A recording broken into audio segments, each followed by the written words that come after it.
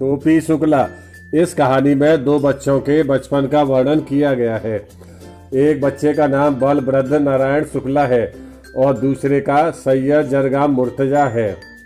एक को टोपी कहा गया है और दूसरे को इरफान। इरफान के दादा और परदादा बहुत प्रसिद्ध मौलवी थे। उसकी दादी एक जमींदार की बेटी थी। उन्होंने बचपन में बहुत दूध दही खाया पिया था, परंतु जब वह शादी के बाद लखनऊ आई तो उन्हें बहुत दिक्कतों का सामना करना पड़ा। उन्हें शादी ब्याह में होने वाला नाच गाना बहुत पसंद था, परंतु मौलवी के घर में इन सब बातों की मनाही थी।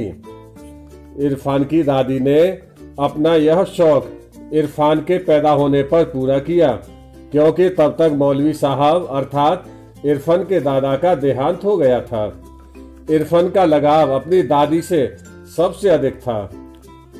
उनके अब्बू कभी ये नहीं चाहते थे कि इरफान अपनी दादी की पूर्वी बोली बोले, लेकिन इरफान और उसके दोस्त टोपी को पूर्वी बोली बहुत पसंद थी।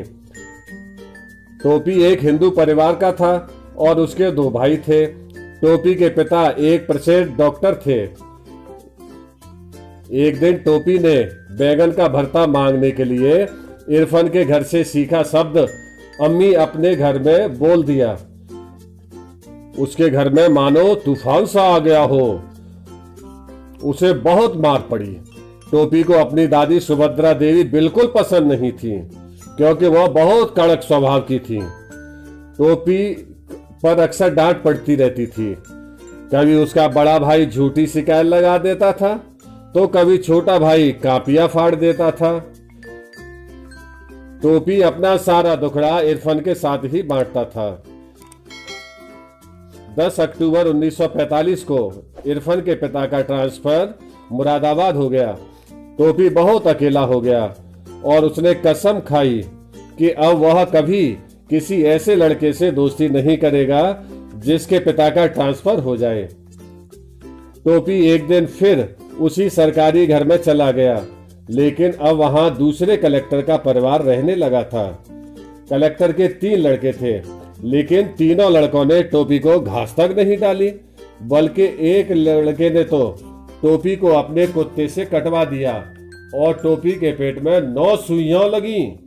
अब तो का लगाव घर की बूढ़ी नौकरानी से बढ़ गया था, क्योंकि अब सिर्फ वही थी जो उसे समझती थी और प्यार करती थी। टोपी शुक्ला 2 बार 9वीं कक्षा में फेल हो गया था। एक बार वह घर के कामों से पढ़ नहीं पाया और दूसरी बार उसे टाइफाइड हो गया।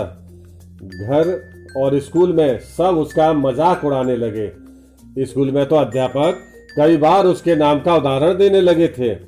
उम्र में सबसे बड़े होने के कारण क्लास में कोई उसका मित्र भी नहीं बन पाया था जिससे वह अपना दुख बांट सकता। टोपी ने निश्चय किया कि इस साल कोई भी परेशानी आए पर वह मन लगाकर पढ़ेगा।